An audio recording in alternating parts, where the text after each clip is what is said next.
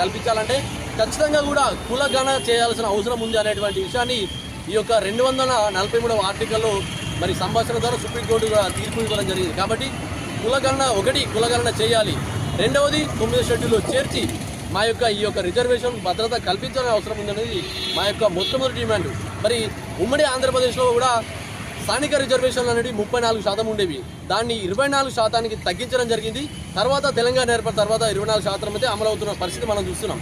ఈ యొక్క 24% రిజర్వేషన్ బీసీలకు సంబంధించినటువంటి దాన్ని 42% కల్పించాలంటే ఖచ్చితంగా కూడా రాహుల్ గాంధీ గారు అధినేత, కాంగ్రెస్ పార్టీ అధినేత గారు కామారెడ్డి జిల్లా కేంద్రంలో చేసినటువంటి డిక్లరేషన్ను పరిగణలోకి తీసుకొని ఖచ్చితంగా కూడా ఈ కుల గణన చేసి మరి బీసీల కోసం ముందుకు పోవాల్సినటువంటి బాధ్యత ఈ కాంగ్రెస్ పార్టీ పైన ఉన్నది.